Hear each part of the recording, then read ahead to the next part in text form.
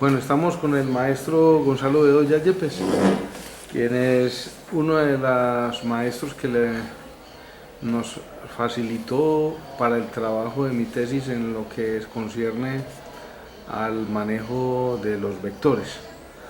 Buenas tardes, maestro. Buenas tardes, Albeiro. Yo quería preguntarle algo en lo concerniente al trabajo de los vectores, y en el trabajo sobre todo específico en lo que se refiere a la construcción del paralelepípedo dado 3 puntos. La pregunta a la que le quiero hacer es, desde su experiencia, ¿qué ha considerado usted que son las dificultades que han tenido los jóvenes para poder validar, dígase así la palabra, ¿cómo se llama?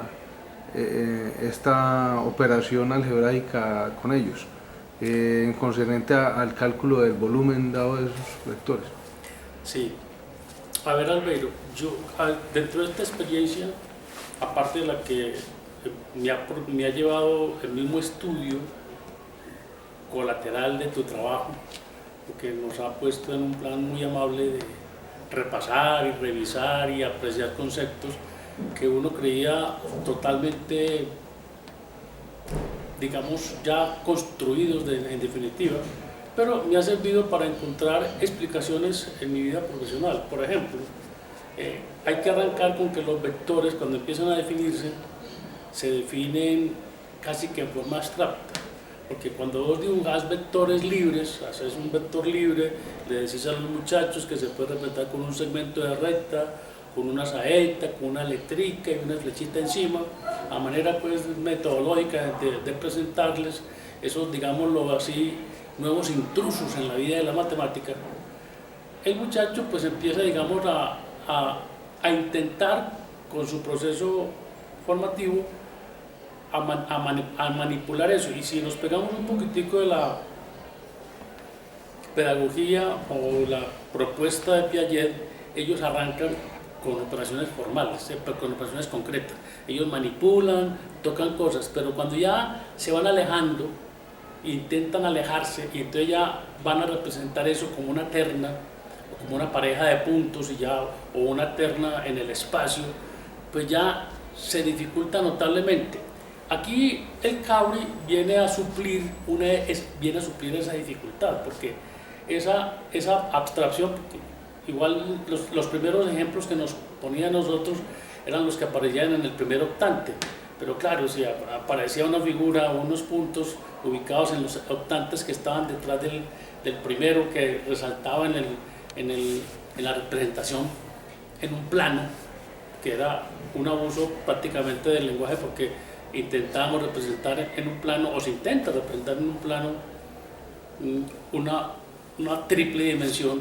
Al muchacho le cuesta mucho trabajo. Hay que tener en cuenta que lo que conlleva este trabajo es un aprestamiento hacia el álgebra lineal, y ese aprestamiento hacia el álgebra lineal lo tiene que llevar a que él se libere, se descongestione de tener que manipular objetos. Pero indudablemente el manejo del Caury le permite tener estructuras personales de ese correo y se le va a facilitar la abstracción genérica cuando ya no tenga necesidad y ya pueda trabajar ya no en 3 dimensiones sino en más dimensiones cuando el momento determinado así le convenga.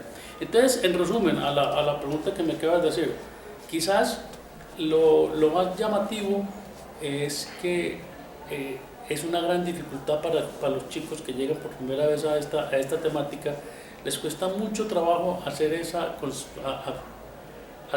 precisión lingüística entre lo que van viendo y lo que se les ocurre que puedan hacer. Incluso se les dificulta, pues si no han tenido una formación específica en el área de la geometría euclidiana suficientemente fuerte, confunden tranquilamente un paralelepípedo con un paralelogramo, y entonces no saben qué es la diagonal de una cara o la diagonal del paralelepípedo. Entonces ese pasar del plano de las 2 dimensiones a la tridimensionalidad es quizás la principal dificultad, que gracias a Dios o gracias a la ayuda tecnológica del CAURI y quizás seguramente habrán otros recursos tecnológicos que se podrán utilizar más adelante, indudablemente no deja de ser un apoyo para que de la materialización concreta, como decíamos hace un rato, del esquema de Piaget, ya puedan formalizar y abstraer esa idea.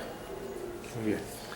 Pero bien sabemos, porque eso algunas veces que dicté ese tema, el volumen dado tres vectores, o sea, el producto mixto, por lo general siempre, y revisando los exámenes, nunca se coloca, después de tener dados los tres vectores, se le pide calcular el volumen, pero nunca se les pide graficarlo. Sabemos, y lo acaba de decir usted, por el trabajo en el plano, pero se supone que también se pueden aprestar, no a un uso diestro de la gráfica en 3D, pero sí a un acercamiento de él. Pienso, y no sé si usted está de acuerdo, me puede decir, que eso también lleva a que el alumno no tenga una exigencia formal en la abstracción, en ese pensamiento. Indudablemente, ¿qué hacen los chicos que ellos vienen con un esquema de estudio clásico de la escuela secundaria? Donde ¿qué es lo clásico? Puede que esté mal dicho de mi parte, pero yo llamo clásico, el estudio clásico, comillas, quizás no sea el nombre adecuado, el mecanizar, memorizar, mecanizar. Entonces se aprenden unas rutinas. De hecho, a ellos les parece increíble que si en vez de ser los vectores A, B y C son los vectores B, C y A, ya le va a dar una cosa distinta. Porque claro, como no tienen la cabeza, no tienen su mente la concepción de la tridimensionalidad, a ellos les parece que donde cambie, y como de entrada ellos saben que, por ejemplo, así el producto punto sea conmutativo, ellos saben que el producto cruz no lo es, y donde cambien el orden, entonces de pronto ya no les va a dar el volumen que tenía que dar, porque tiene que copiarlo en el orden de los, como vino enunciado el problema. Y muchas veces por el hecho de no observar eso, desperdician la oportunidad, porque habitualmente los examinadores suelen presentar ternas de fácil manipulación, de pronto, perdón por la expresión, arrecostadas sobre los ejes, vectores arrecostados sobre los ejes, con lo cual se les facilita el punto de partida del mismo paralelepípedo y cosas de esas así, pero ellos con esa estrechez de concepción que tienen, terminan mecanizando. Entonces yo tengo que hacer un producto cruz y aplicar después un producto escalar. Yo sé que eso me va a dar resultado, y de pronto si caen en la torpeza de que se les pasa por alto el tema del valor absoluto de esa operación, pues entonces a veces se asustan y no saben qué hacer con un valor negativo. Entonces esas son como consecuencias de la que vengo hablando, de esa mecanización que ellos han adquirido.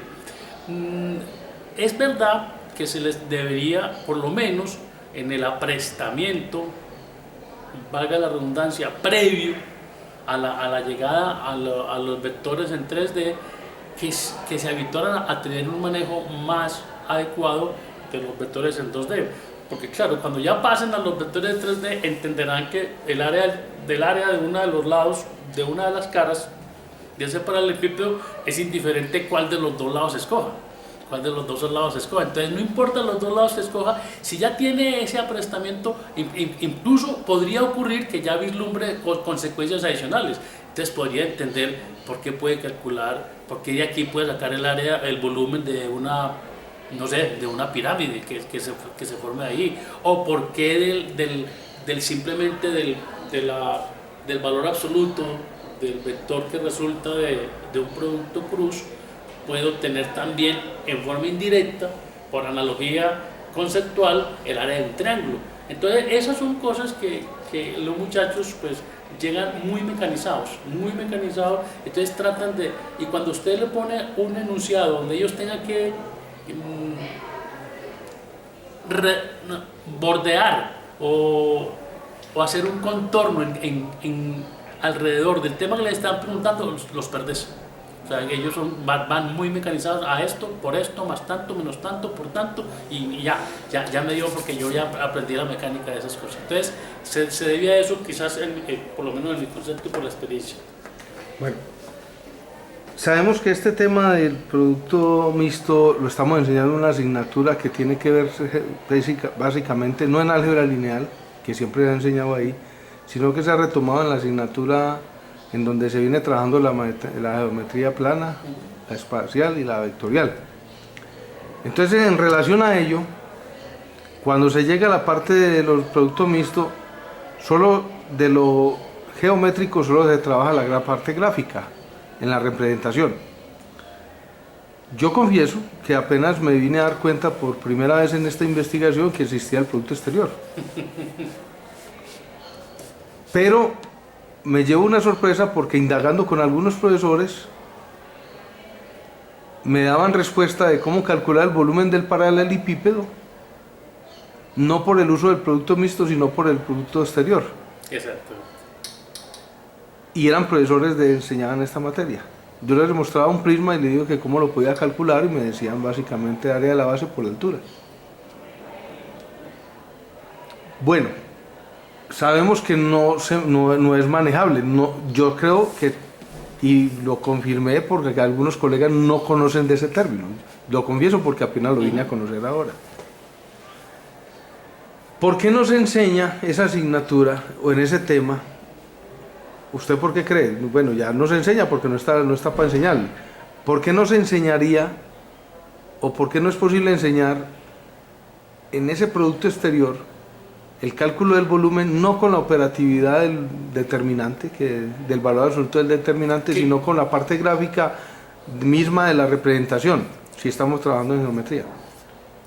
Sí, a ver, hay que partir del hecho que incluso la mayoría de los textos escriben un pequeño error cuando explican el volumen de un paralelepípedo asociado a 3 vectores posición, ¿cierto? A 3 vectores posición. Y entonces dicen que, o cuando van a explicar la mecánica de obtener, la mecánica para obtener el resultado de un producto cruz. Y entonces lo dicen, pero incluso lo dicen de una manera y lo escriben de otra. Dicen que una mnemotecnia para poder recordar el producto cruz es usar un determinante, pero claro, hay una pequeña contradicción, muy pequeña, porque un determinante, si vamos al concepto de la función determinante, un determinante es un número real asociado a una matriz cuadrada. Entonces, claro, si vos decís que es un determinante, pero le estás diciendo que el resultado es un vector, estás entrando en una pequeña contradicción, aunque ellos advierten que es una manera mnemotécnica para recordar el procedimiento. Ese tipo de juegos lingüísticos que para los docentes se nos, entre comillas, nos desencarta de tener que explicar a los chicos por qué es que ocurre eso y por qué no memorizar la secuencia de las combinaciones de los componentes, de los vectores que intervienen, nos lleva a nosotros mismos como docentes, nos vemos a involucrarnos a ellos en eso que te decía en una de las 2 preguntas anteriores, a que ellos simplemente han mecanizan algo así y ahí yo tengo el resultado. Pongo cuidado en no equivocarme en los signitos y cosas de esas así, pero de ahí no pasa. Ahora, la pregunta tuya va a ¿por qué no se hace? Pues yo pienso que una de las razones es que de pronto hemos perdido conciencia de que son más importantes los conceptos que los resultados. Hoy la mecánica la mecánica tecnológica, vos puedes meter en un programita sencillo este vector y haces el clic y tenés ya el vector resultante, no tenés que mecanizarlo. Pero ¿qué es lo valioso para un estudiante que mañana o pasado mañana va a ser, si no un investigador mínimo, va a ser un ingeniero o un economista que va a necesitar ese tipo de cosas, es que tenga el concepto de qué son esas cosas? La mecánica, para eso simplemente será un simple operario. un simple operario que sabrá que no es sino hacer esto y listo. Y yo necesito calcular la tasa de interés. Yo puede que no tenga ni idea cómo es eso de las variables exponenciales que se van generando. Entonces yo simplemente pico el programita que está aquí en mi calculadora financiera y de una vez ya tengo los datos.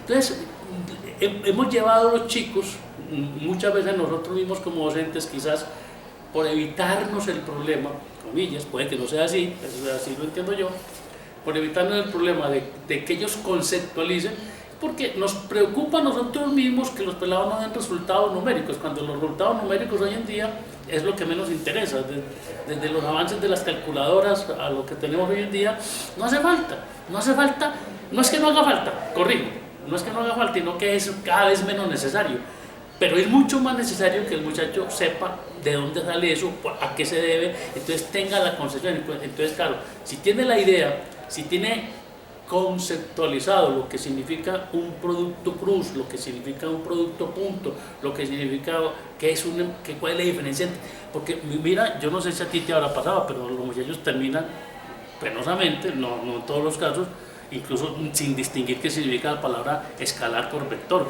La palabra escalar aparece casi que novedosamente para ellos, así sea un sinónimo de número real, aparece como una cosa novedosa, me parece casi que un extraño totalmente no invitado a su coloquio corriente. Entonces claro, terminan teniendo una serie de mezcolanzas de conceptos lingüísticos que no les dicen nada en su vida corriente. Entonces, ¿a qué se debe? Y esa es mi opinión, a que quizás tengamos nosotros mismos como docentes temor a ser insistentes conceptualmente en el aula de clase, a que ellos adquieran los conceptos, las ideas, y que puedan producirlas y que se despreocupen de resultados. Por ejemplo, yo plantearía, si un muchacho tiene que enfrentarse a análisis de comportamiento de situaciones vectoriales, por ejemplo, ¿por qué les cuesta tanto trabajo construir la ecuación de una recta? ¿Por qué les cuesta trabajo tanto encontrar dónde se intersectan dos rectas con ecuación, cuando les dan las ecuaciones paramétricas? Porque claro, como no tienen los conceptos que qué significa intersección, a ellos la intersección se les parece a unos algoritmos aritméticos y algebraicos súper complicados, pero no el hecho de que es un mismo punto que pertenece a ambas rectas, con lo cual la componente de la una X y la componente de la otra X deben coincidir. Y eso ellos no lo tienen, pero ellos han aprendido la mecánica de que así les explican cómo era que da el resultado. Hablando usted de los conceptos, en una de las consultas que le hice sin grabación, pero sí me la acerqué, a algunos sí les pregunté sobre el cálculo del volumen del prisma. Inclusive los alumnos mismos me lo escriben y me lo esbozan, porque en el Cabri se da la representación del prisma inmediatamente, con una de las herramientas que tiene. Pero entonces le preguntaba yo en el cálculo de él, y que cómo se podía hallar, y confundían en un prisma inclinado la altura del prisma con una de las aristas. Con uno de los vectores, correcto. Con una arista que forma... Sí, claro. Entonces arranca aquí el problema conceptual. Perdón que te interrumpa, mira, entonces ahí ¿cuál viene siendo la altura? La altura viene siendo esa proyección, ese segmento proyectado de un punto al otro, que entonces claro, ellos vieron, en algunas de las fórmulas anteriores, ellos vieron la proyección de un vector sobre otro vector, pero que ellos no le ven que no tenga conexión la uno con lo otro, es que mi proyección era otro tema, que no tenía que ver con esto. Entonces, en cambio ahora cuando tienen que utilizar la altura, y como no trabajan la altura, y como la mecánica les da con simplemente manipular los tres vectores, lo de la proyección y conceptos de distancia de un punto a una carrera, quedan lejos de esa conexión. Bueno, pero viendo de los 23 estudiantes entrevistados, ninguno respondió a ese punto. El aspecto de proyección. Yo sigo insistiendo, Albeiro, es mi opinión, de que no es prestigioso en nuestro medio que los muchachos tengan claridad conceptual. Es más prestigioso si saben resolver un cálculo.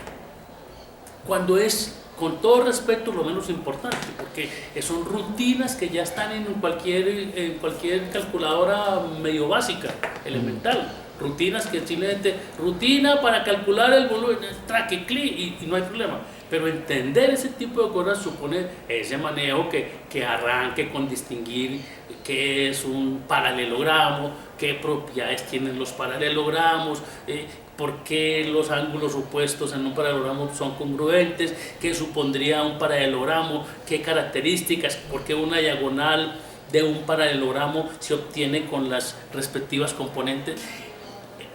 Esas cosas, como no les quedaron, ellos sí estudiaron la teoría y puede que hasta recuerden más o menos algún par de definiciones, pero no hacen parte de su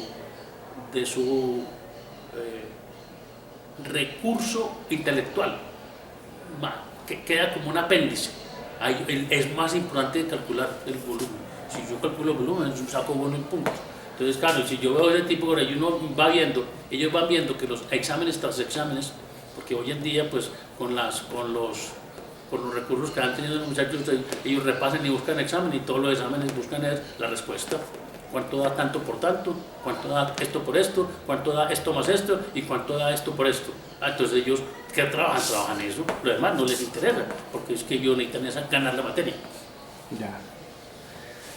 No, yo quería saber su opinión en estos puntos, maestro, para terminar de cerrar un ciclo de investigación. Yo sí quisiera agregar un par de cositas, o por lo menos una más. Yo, ¿hacia dónde tiende? Pues, no voy a ser tan preciso lingüísticamente. ¿Hacia dónde se nota una tendencia hoy en día en la matemática?